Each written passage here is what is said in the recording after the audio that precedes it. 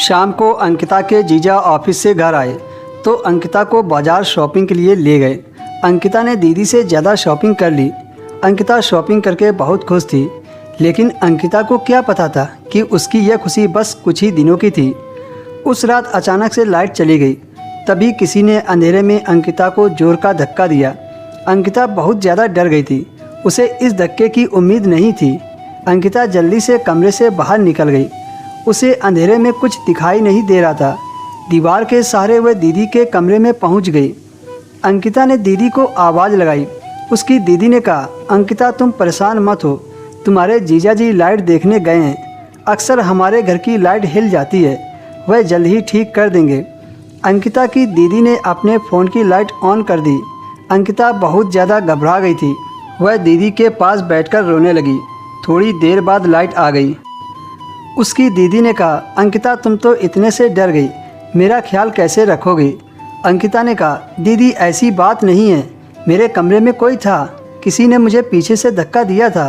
अंकिता की बात पर दीदी हंसने लगी और कहा, तुम्हारे जीजा तो मेरे साथ थे और मेरे ससुर तो कमरे से निकलते ही नहीं हैं, तुम पक्का अंधेरे से डर गई हो। अंकिता को समझ नहीं आ रहा था कि वह अपनी दीदी को कैसे समझाए कि उसके कमरे में कोई था। कौन हो सकता है? अंकिता को कुछ समझ नहीं आ रहा था। अगर जीजा जी दीदी के साथ थे तो उसके कमरे में कौन था? पहले बाथरूम के रोशनदान से देखना और अब कमरे में किसी का मौजूद होना। अब अंकिता को काफ़ी डर लगने लगा। अंकिता को दीदी के घर आए हुए कुछ ही दिन हुए थे और अब अंकिता के साथ ये सब हो गया था। अंकिता को अचानक से ख्याल आया, कहीं दीदी के ससुर जी तो कमरे में नहीं थे। लाइट ठीक करने के बाद जीजा जी कमरे में आए और अंकिता खाना पीना खाकर अपने कमरे में सोने के लिए चली गई। अंकिता दीदी को परेशान नहीं करना चाहती थी क्योंकि उसकी दीदी प्रेग्नेंट थी। अंकिता ने दरवाज़ा को अंदर से लॉक कर दिया था और आराम से बिस्तर पर लेटी थी, लेकिन उसे नींद नहीं आ रही थी। वह सोच रही थी कोई बहाना बनाकर घर लौट जाए, क्योंकि यह उसका वहम नहीं था। इस बात को उसे अच्छी तरह यकीन हो गया था कि कोई उसके अकेलेपन का भरपूर फ़ायदा उठाने की कोशिश कर रहा है। अगले दिन दोपहर को जीजा जी किसी काम से घर लौट आए। उस वक्त उसकी दीदी दवा खाकर गहरी नींद में सो रही थी और अंकिता अपने कमरे में आराम कर रही थी।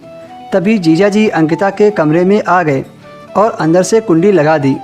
यह देखकर अंकिता उठकर बैठ गई और जीजा जी से पूछा, आपने दरवाजे की कुंडी क्यों लगाई?